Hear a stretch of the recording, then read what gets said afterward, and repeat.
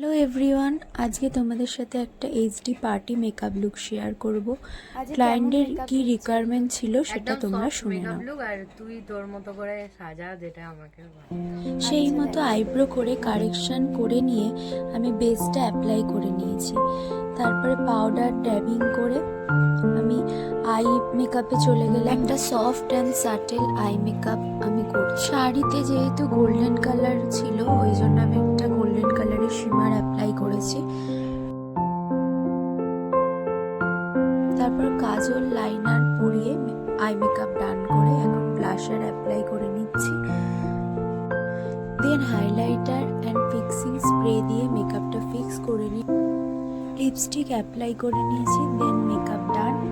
ক্লায়েন্টের কেমন লাগলো আমার কাছে সেজে